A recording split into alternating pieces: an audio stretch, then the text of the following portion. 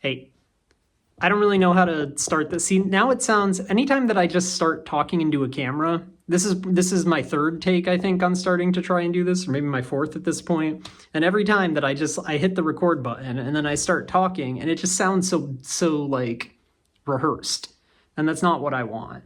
And anyway, I guess that's one of the, so I used to, what, like a year ago, I don't remember if it was last year or 2 years ago, but at some point I was uploading some videos to this channel, and then I stopped, partly because of some life events. My father was ill and I was taking care of him, and then partly just because of this kind of thing. Like I kind of got disillusioned with the process of making these videos, in that, like, I felt like I had to write like a script, but then I also couldn't figure out a good way to like use a script while I was doing this. I couldn't figure out a good format for what I wanted to do.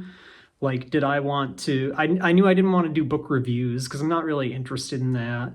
I thought that I would do like monthly reading wrap-up kind of videos, and so I think I did a few of those, but the problem with those is that they ended up being so long, and they took forever for me to record them and forever for me to edit them, because I wanted to edit out all of like the stupid things that I was saying, and the things that were repetitive, and all my pauses and ums and stuff like that. So it was just a lot of work. I said so it was a lot of work uploading or creating those things. And really what I wanted this channel to be wasn't work. I don't aspire to be like a big YouTube channel. I don't want to be an influencer. That's not what I'm trying to do.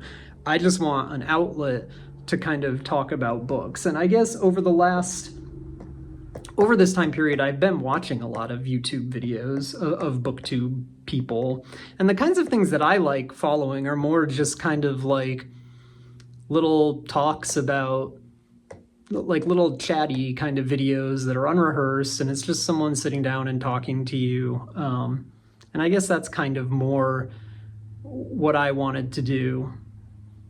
Anyway, I'm thinking that kind of format may work better, and I would like to have an outlet to talk about books still, because I don't know really anyone in real life who shares. I know people who read, but I don't know anyone who reads the same kind of stuff that I read, or is really like interested in talking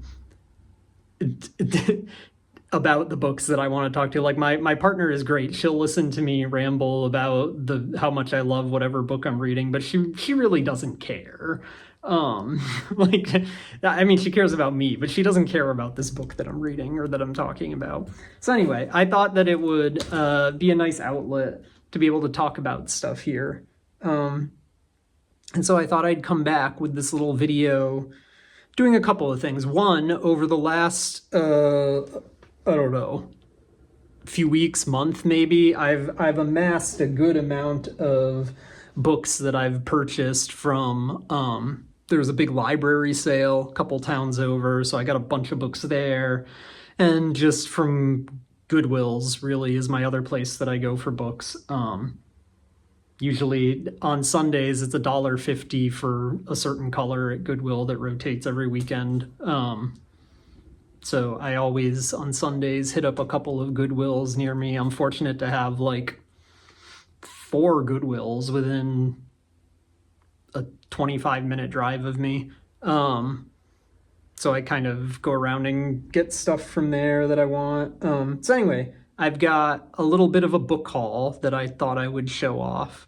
And then kind of do a brief chat about the stuff that I've been reading the last week. And the stuff I started reading a new book yesterday. I figured I'd talk about that a little bit and what my plans are and that kind of stuff. Anyway, let's get into this book haul, because I feel like I've been rambling for a bit already. So This book, The Baron in the Trees by Italo Calvino, I got this at Goodwill. I don't know what it's about too much. I've read If on a Winter's Night, a Traveler, which I really loved the first few chapters of, and then I found it kind of tedious after a while. I have a copy of Invisible Cities, which I've never been able to get into. I think I've tried reading it a couple times and only gotten past the first couple of pages. So I'm not too sure that I will ever love Calvino.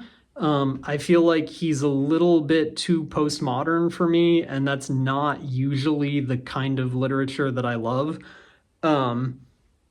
Especially, I found If on a Winter's Night, a Traveler, I found very too intellectual and too clever, basically, and too it just seems like it's trying too hard. But anyway, there was the Backlisted podcast I really enjoy. I used to enjoy it more than I do now. The last season I haven't enjoyed that much, but that's kind of, maybe I shouldn't say that. I'll cut that part out. But anyway, there was an episode of the Backlisted podcast talking about this book, and it sounded really good. And also, I just love these editions. Like, they look great, and maybe one day I will get around to liking Calvino. So for $1 or whatever I paid for it, probably worth it. Let's see, I'll try and go a little bit faster. This one, Daniel Defoe, Robinson Crusoe in a Penguin Classics edition. At one point in my life, I would have said that Robinson Crusoe was my favorite book. I read it in college for the first time. I took a class on like the history of the novel, and I think this was the first novel that we read. Arguably it could be the first novel in the English language, but I think most people would not argue for that these days. But anyway, I love this book. But the copy that I have is this Norton Critical edition, which is full of notes and underlining in like a Pilot G2 black gel ink, 0.7 millimeters, because that's what I used to do when I was in college. And at this point, any of those books, if I go back and read them, I can't. I find them painful because I don't want to hear, like 19-year-old Kyle's thoughts on these things for the most part. Or not that I don't want to. Sometimes I do like reading them, but it distracts me from reading the actual book. So I think it was nice to have a nice floppy Penguin copy of this, nice and readable. I can reread it at some point. And that one I got from Goodwill. This one, Great Jones Street, Don DeLillo, I got from the library book sale. I got this because it's a sweet edition. I think this is so cool looking. And I couldn't remember if I owned a copy of this or not. And when I got home and checked, I do already own a copy of this, but it's in a newer edition that isn't as cool looking anyway. So for $1, again, I like this. Looks really cool. The only DeLillo I've read is White Noise. I did like White Noise. I didn't think it was... I didn't think it was like I think it gets overly hyped up, and I didn't think it was that great, but then again, I'd read it again. But I'm definitely interested in reading more DeLillo. This one I know has something to do with like rock music or a rock band or something.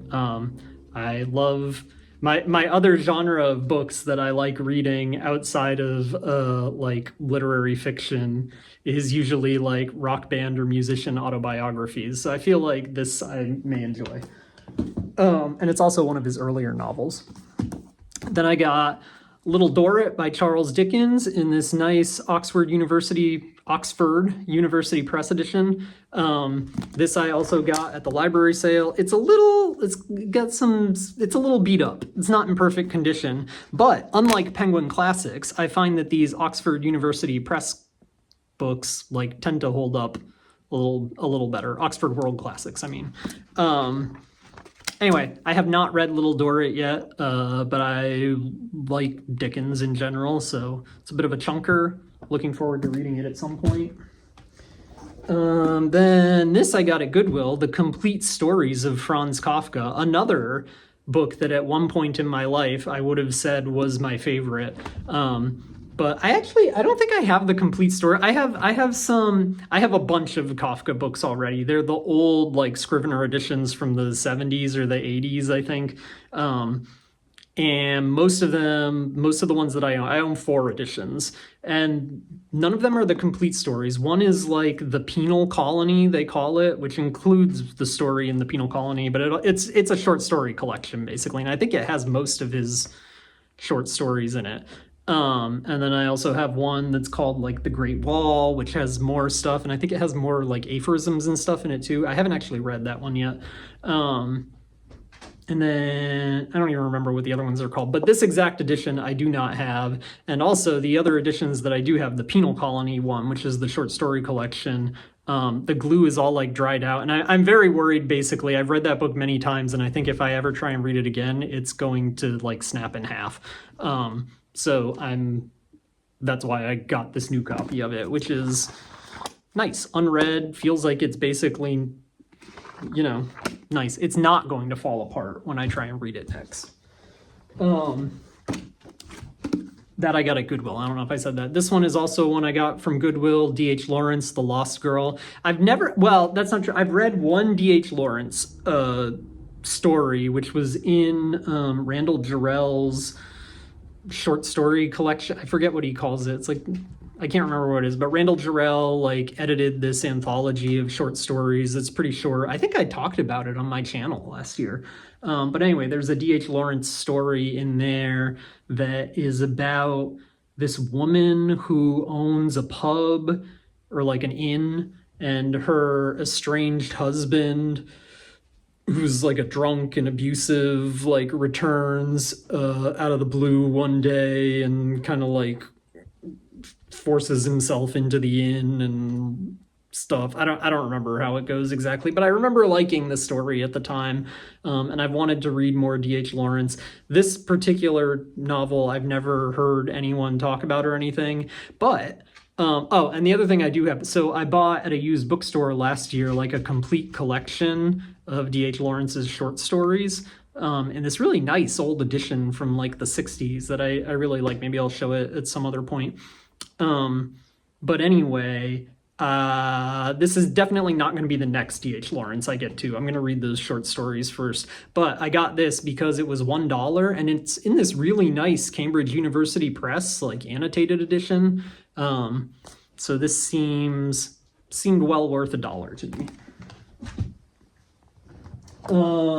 This one, So Long, what is it? So Long, See You Tomorrow. The stuff is mirrored in my camera, so it's kind of hard to see it. But it's So Long, See You Tomorrow by William Maxwell. I heard about this book on the backlisted podcast as well. They made it sound great. They made it sound unbelievable. So yeah, hopefully this is good. Looking forward to it. I got this at the library sale. Never read anything else by that guy. Don't really know anything about him. This book I got at the library sale too by, what is this? Stephen Millhauser, Martin Dressler. I have no idea what this is. I saw a thing on it saying it won the Pulitzer Prize. I had thought there was a guy who released a short story collection like last year. It was either this year or last year, but I remember it being really hyped up in the New Yorker and the LRB. And I thought it was this guy, but I got home and looked it up on like Wikipedia or Goodreads or something. It was not this guy. But anyway, this guy, whatever this book is, won the Pulitzer Prize. It was $1. I got it at the library sale. I'll read it eventually. This one, Nancy Mitford, The Pursuit of Love and Other Novels. This I got at the library sale. It's this nice teal spine Penguin Modern Classic edition. I read the book that's about like the funeral industry. What is that one called? Like Death in America or something? I don't remember what it was called, but the book that's about the funeral industry that I think was by Nancy Mitford, but I could be right. It was by one of the Mitfords. But anyway, that was pretty good. I've been interested to read her fiction. I also have a copy of her biography, or I don't know if it's a biography or a fictional account, but of Madame Pompadour. There's like an NYRB edition of that. I got it at a Goodwill a while ago. That's probably gonna be the next thing I read. Anyway, this was at the library sale. so I got it. One thing I didn't realize, I don't know if you can tell, but even though the title is And Other Novels, I guess I must have like skimmed over that when I was picking this up, and I just thought it was The Pursuit of Love. But anyway, there's how many?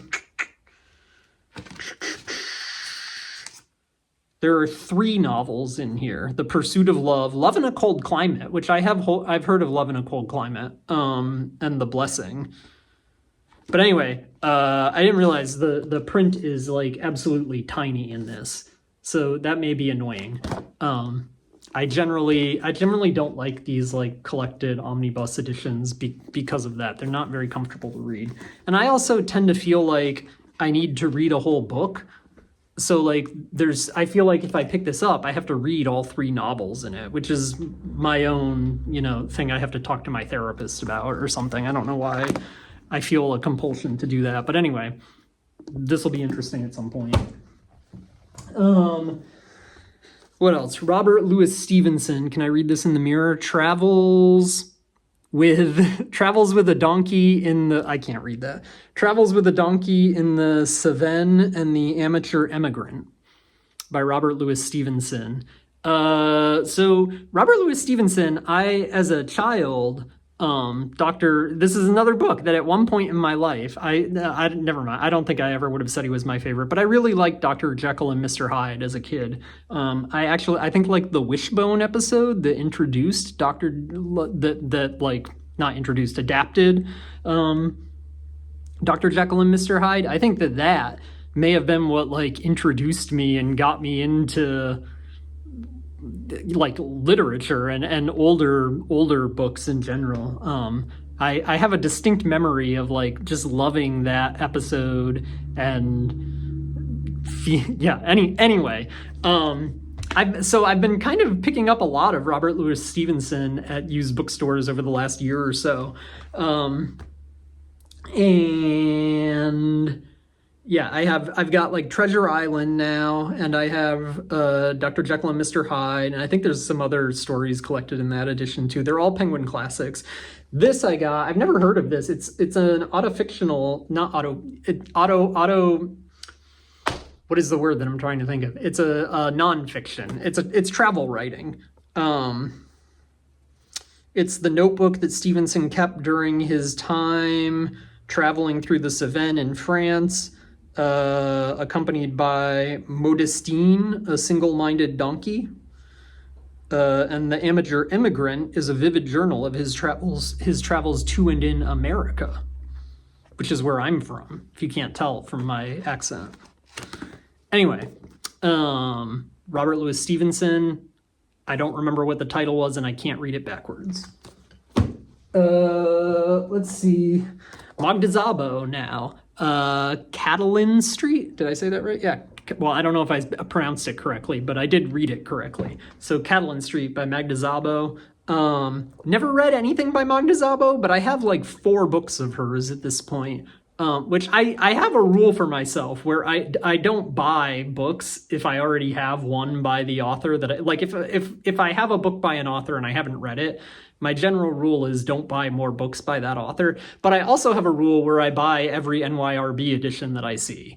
And so all of the Magda Szabós that I have are NYRB editions, because really for $1, how can you not buy this?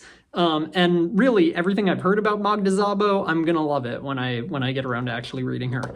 I may actually have a copy of this already, because I know I have 4 novels by her already, and I don't remember what they are. So this I may have bought a duplicate here.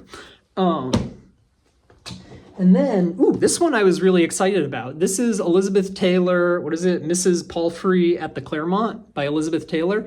I read A View of the Harbor by Elizabeth Taylor earlier this year. That was my biggest surprise of the year so far. I absolutely loved that book. I was expecting it to be kind of like a middle grade romance kind of thing. That wasn't at all what it was. It reminded me of like Trollope. It reminded me of Virginia Woolf writing a Trollope book. It was so good, so empathetic, and so just like insightful into human relations. Anyway, I really loved it. I want to read more Elizabeth Taylor, so I was really excited when I found this, especially because this is a Virago Modern Classics edition, which I've never seen one of these at a used bookstore in America. So I got this at that library sale. So yeah, it was a big shock. It only, I guess it does have a USA price code. I was going to say it only has a UK price on the back, but that was wrong. Anyway, I've never seen these in America, so I'm excited about getting into this. So yeah, that was my book haul. That's all the stuff I've bought recently. And then, oh, actually, no. There is one other thing that I wanted to show. So I subscribed, I think around this time, because I think I bought it for myself as a birthday present last year, or maybe I bought it for myself as a Christmas present. I don't remember. But anyway, I subscribed to a 12-book fiction subscription from Fitzcarraldo Editions, so I've been getting those as they come out this year. And this Morning and Evening by Jan Fosse, is that how you pronounce it? I'm not 100% positive. But anyway, this came in the mail last week. Definitely excited to read this. Generally, I'll talk about some of this stuff later, I guess. My reading habits and stuff. But I'll get around to this pretty quickly, I think. Usually I try and once one of these Fitzcarraldo editions comes in the mail, I get around to it pretty quickly. So yeah, those are all of the books that I've acquired in the last month or so. Because, let's see, can I hold all of them up? It's a lot of books, right? And I need to probably slow down on my purchases. I think I would like to do like a little bookshelf tour kind of thing at some point, if only to document all of the books that I own for like insurance purposes. If my house burns down, I can point them at my YouTube channel. Anyway, I'm definitely not, I don't think I'm ever going to talk about all of the books that I read in between whenever my last video was posted and now. I'm going to do like a best of my favorite books of the year kind of thing. That was actually the reason I made my channel originally, was because I really wanted to make a video like that, and I never ended up making one. But this year I can't make any promises because I just can't. But I'm going to try and do that. But anyway, I wanted to just give a little chatty update about what I've been reading. So this whole year, I've been making my way through In Search of Lost Time, or À la recherche de temps perdu, right? Something like that. It's been a long time since I took French. Anyway, I read Swann's Way in like December, January, and I read what is the second one? The one about young girls in bloom or whatever. I forget what the title is exactly. I read that one shortly after, I think in like March. But then I kind of have not gotten back to them in a while, but then I picked up the Guermantes Way. Excuse me if I'm saying that incorrectly. But I picked this up about a month ago. It's taken me a while to get through it. It's about 820 something pages. So what, I don't even know like how to start talking about this. I mean, I don't think I need to give a summary. Well, maybe I will. I mean, who would be watching this and be like, oh, this book by Marcel Proust, what is this? I feel like this is, well known enough. But anyway, and also like, how can I possibly give a summary? But anyway, I'm going to talk about some spoilers in this.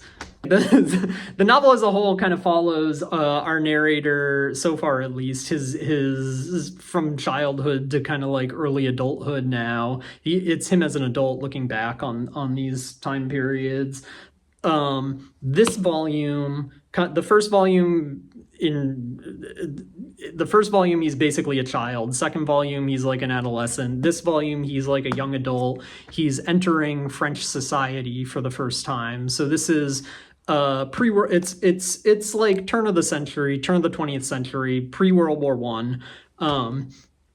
So he's a young adult. He's entering society for the first time. It starts out with his family moves to this apartment in Paris that is owned by the Guermantes family, who are these aristocrats who are also Madame de Guermantes, the Duchess de Guermantes, is a socialite, and she's like the cream of the crop in French society, and she runs this salon that all the cool people, all the popular people that are up in French society kind of know her and go to her salon, and she's the pinnacle of this of the social ladder. She's the top.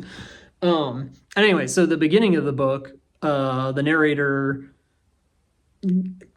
is very attracted to her. I don't even think it's so much of like a sexual attraction. It's just he's very attracted to this. Like I've seen people complain about how like he's like stalking her in the beginning, and I don't really read it that way. It's more he's attracted to this idea of what she kind of represents, and this like pinnacle of the social ladder. And so he really wants to join. He really wants to be introduced to her and to kind of join into her, be accepted into her social sphere. Then there's a bunch of stuff that happens. Albertine from the last novel returns briefly. And the narrator is he's so like cruel to her almost, and dismissive of her in a way that like I feel really bad for Albertine, basically. Like Albertine clearly loves the narrator in some way. Like she's kind to him, she's nice to him, and he kind of at least in this volume is just like using her for his own like sexual gratification, basically. And like I think that people have complained about the way he treats the Princess de Guermantes, or not Princess de Guermantes, that's a different character, the Duchess de Guermantes. But I feel like the way he treats Albertine in this volume is much worse. But anyway, Albertine briefly returns, and then she's kind of gone from the narrative because really the narrator doesn't care about her at this point. He's completely dismissive of her. And what else? His grandmother dies. I don't know. That's a spoiler. Maybe I'll put in here. So this is me saying I'll edit this in earlier. I'm going to talk about some spoilers in this. But anyway, his grandmother dies. That's a very touching. So basically the scene of his not even her death, but there's a scene where his grandmother's been ill. It seems like she's developing like dementia.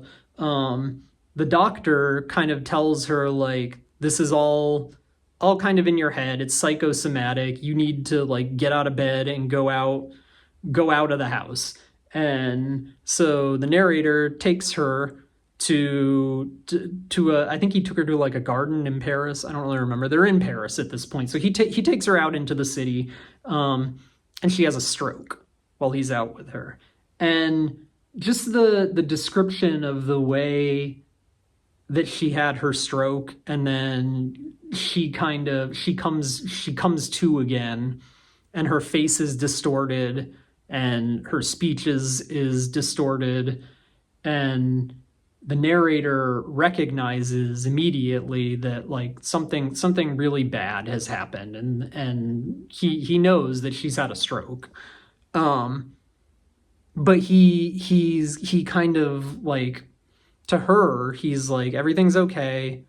Let's get you home. Like you're fine. Everything is okay. And it really brought back a lot of memories and emotions for me from dealing with my own father's illness last year. It was a very moving part of the book to me. But then an interesting thing, which is, so that's kind of the end of the first half of the book. The next half of the book is the narrator entering. He gets accepted into the Duchess de Guermantes' salon, and the biggest. This book is definitely, to me, the most difficult to read of the three that I've read so far, or the most tedious, because there are scenes of like a single party that go on for like well over 100 pages. And they're all, so basically he enters into the Duchess de Guermantes' social circle, and they're all, he kind of quickly sees that, first of all, there's a lot of discussion about the Dreyfus affair. All of the people in this social circle, for the most part, this upper echelon of society, are anti-Dreyfusards. They're all pretty anti-Semitic for the most part. They're all, some of them, like the Duchess de Guermantes, plays at being a Dreyfusard instead of anti-Dreyfusard. Or at least she plays at holding Dreyfusard sympathies without ever saying that she's a Dreyfusard. But she does it in a self-serving way where basically, like, this is a big critique that he kind of has of her throughout the whole book, where her whole, the Duchess de Guermantes is at the peak of society because she's considered like the most original person there, but her originality is all just based on kind of like saying the most outrageous thing that she can, and kind of like one-upping everyone. And so like the kind of like Dreyfusard like dog whistling that she does do is all kind of just, it's kind of like trolling is what she's doing. Like she's kind of just doing it to, not because she believes in Dreyfus. Like she ultimately, what this is showing is that like all of the views that are held by the people in this society are kind of like just vapid and empty and have no real substance beneath them. Like they form opinions and they say things just to kind of have those opinions, to be the person who has those opinions in order to gain social clout for it. And so that becomes really clear at the end of the book when Swann from the first book kind of makes a reappearance. He wasn't in the second volume. I don't think he was in the second volume at all. I don't remember. But he makes a reappearance in this volume towards the end, where there's a scene where the narrator, the Duchess de Guermantes, the Duc de Guermantes, and Swann are all kind of meeting together. Basically, the narrator had gone to meet the Duke and the Duchess, and then Swann sort of shows up at the same time. And at one point, so Swann shows up. He's described as looking like very sickly. He doesn't look well. And there's a point where the Duchess asks him to go to Italy, I think it was, with her for like a trip, a holiday in like a year's time, I think, or 10 months or something like that. And Swann declines. He says, "No, I'm sorry, I can't do that." And she asks him, she keeps pushing him on it, like, "Come on, you have to come with us." And eventually he comes out and he's like, I'm not going to be here then. Like, the doctors have told me I have 4 months to live or 5 months to live or something. And there's this moment where like, it seems like the Duchess is like conflicted in what to do, because the Duke and the Duchess are supposed to be going to a party and they're running a little bit late. And the Duke is really like, "Come on, we got, like, get in the car. We have get in the what do you call it? The carriage. We gotta get going because we're already late." But then you can also see that like when the Duke and the Duchess are talking privately, like, it doesn't matter if they're late because they're the top of society and like the party's gonna wait for them anyway. But anyway, the Duke is really pressuring her to go, and there's this moment where she kind of like feels conflicted, like, Does she go to the party, or does she stay and comfort Swan, who is really, it seems like Swan is like the closest thing that the Duchess de Guermantes has to a real friend. And she decides to leave, right? Like he tells her that he's dying in a few months, and she's just like, well, I got to get to my party, and she leaves. And so, yeah, it's really interesting to me.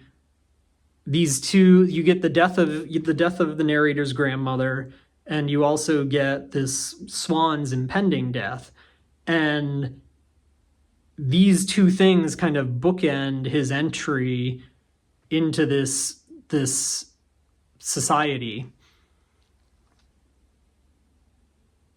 that really, like, I guess death is kind of like the ultimate thing that can happen, right? Is death. Like, there's nothing beyond death. And this society doesn't care, right? Like, they don't care about anyone. They don't care about anything. It's all kind of vain. It's all vapid. Anyway, it was a great book. I mean, the whole book has been amazing.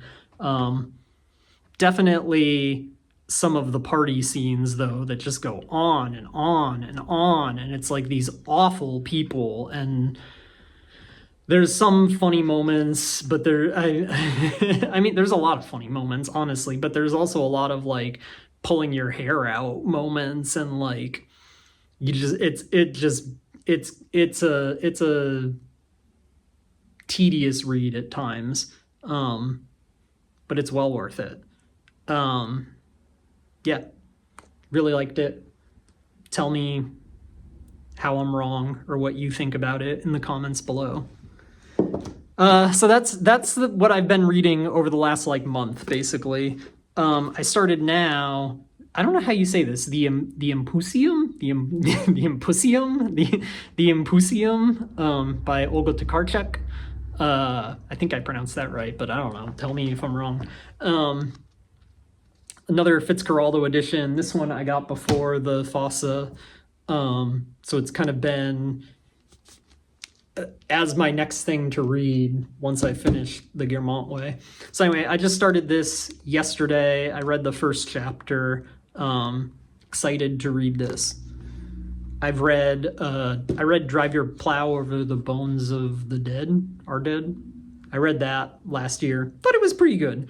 I really want to read Flights. I think sounds really good, which I do have a copy of that, but my rule is with these Fitzcarraldo editions that basically when they come in the mail, they're like the next thing I read. Otherwise, they're going to just end up on my to-read pile forever. Anyway, we're at like 40 minutes now almost for videos, so I feel like I should go. But yeah, leave a comment if you enjoyed watching this, or if you want to hear more from me. I mean, that would probably motivate me to actually start uploading things again. But yeah, here's my my dog is here. Hey, Colleen. Anyway, I'll talk to you guys later.